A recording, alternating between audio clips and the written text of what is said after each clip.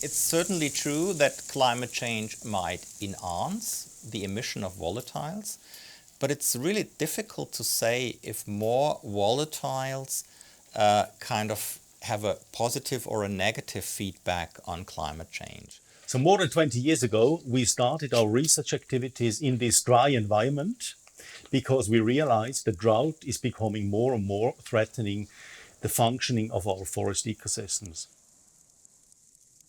So we get a 3D information of the Earth's surface, which is very, very important if we want to study especially structure of vegetation.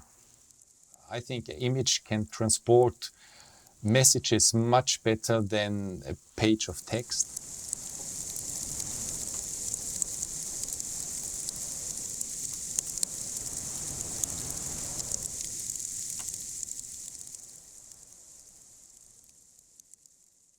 The special thing of this Fienwald experimental forest there is that we started an irrigation experiment to reduce the drought stress, to compare the functioning of trees which suffer under drought with those which are not suffering under drought, which are living in good growing conditions. We were the first at that time doing these climate change experiments, and this is also the value of the experiment. We do this now since almost 20 years.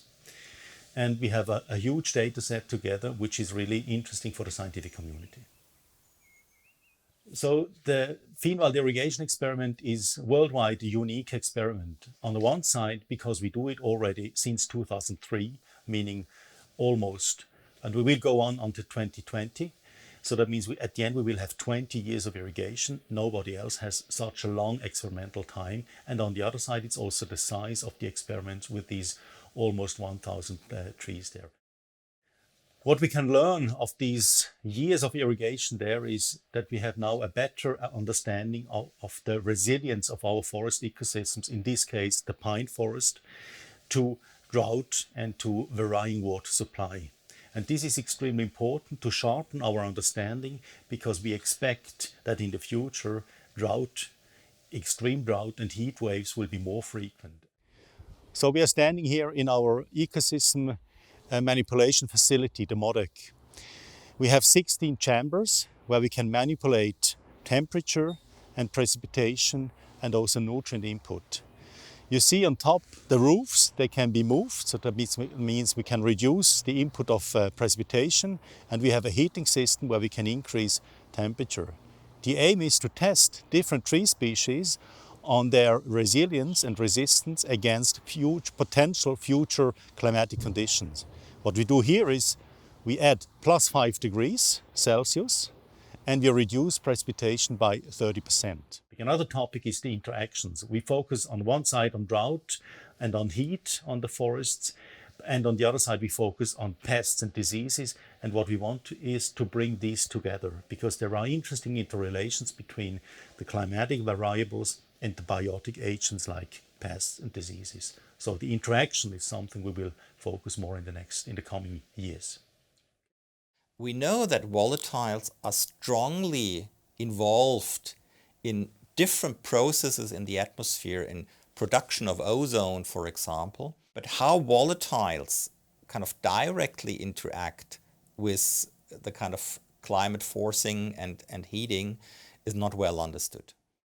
These volatiles, they really, the terpenes mainly, but there are also oxidized volatiles, but mainly the terpenes, they are responsible for the smell of forest. So for example, we have a compound that's called pinene, which is certainly referring to pine trees, and these compounds then are really responsible for the smell you can notice when you're walking through a pine forest. And if you really do that more often, and if you go during warm, dry periods through pine forests, you will notice that the smell can be really more intensive.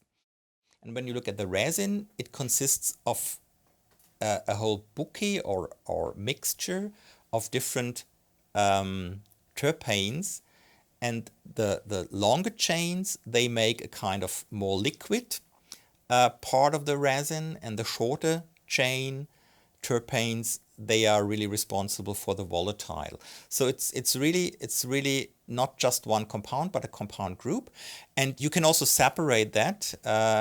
Then you have, on the one hand, the more solid, liquid solid part, which is a colophonium. And you have the terpentane, which is the very liquid and also kind of volatile part of this resin, which is certainly present in most tree species. The climate change or the climate projections, they predict warmer temperatures, more drought, and that should in the end lead to a higher emission of volatiles, at least in some forests like pine forest. It's different in other forest ecosystems. And that means we will have a stronger smell of the pine trees, for example. LiDAR as an active sensor is a very fascinating tool because it emits the energy. It's kind of a laser beam touching the ground, and part of the energy is reflected by the top of the surface. And in vegetation, part of the energy goes into the vegetation and is reflected. And if we are lucky, it even comes to the ground and then is reflected.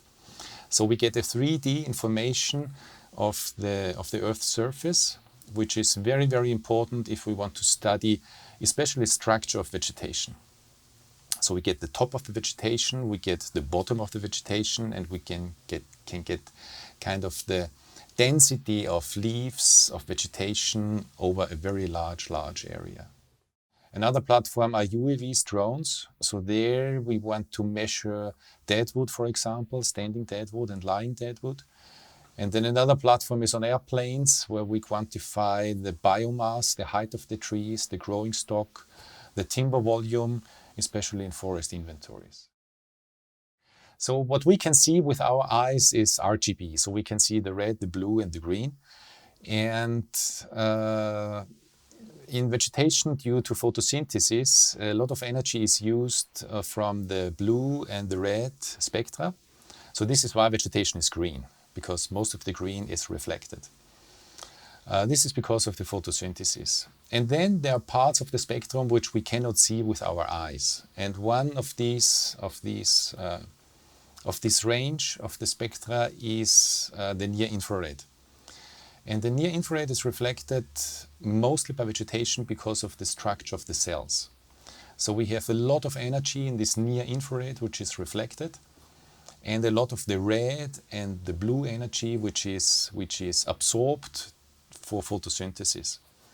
So if the vegetation is in a healthy state, a lot of red is absorbed and a lot of near infrared is reflected. So the relation between these two bands gives a signal if the vegetation is healthy or not. So for example, if we do analysis of drought events, like we had a very severe in 2018, we not only use the near infrared but also the shortwave infrared to get information about the water content in the leaf of trees. And then there are other sensors in different wavelengths, for example radar. Radar we also use for forest disturbances, especially after storm events, which happen very often in winter times when we have a lot of clouds. And then with such a system, I can switch now from an RGB image to a false color infrared image. And this looks like this. And here we can see already a lot more information. So for example, we can very nicely differentiate between coniferous trees, which have a more bluish color, a more dark red color, and the bright red has more leaves, has larger cells, so a lot more of the near infrared is reflected. For demonstration, this is now really a dead coniferous tree. In former times, it was very, very complicated to get this data. Former times, I mean, before the digital imagery, we had the analog films. And there you had to decide before a flight campaign if we want to have RGB images or false color infrared images. And when the digital camera started, let's say 2004, 2005, 2006, then all these 4 bands were collected simultaneously, and it was really a boost in this vegetation science based on aerial imagery. that the near infrared was available suddenly.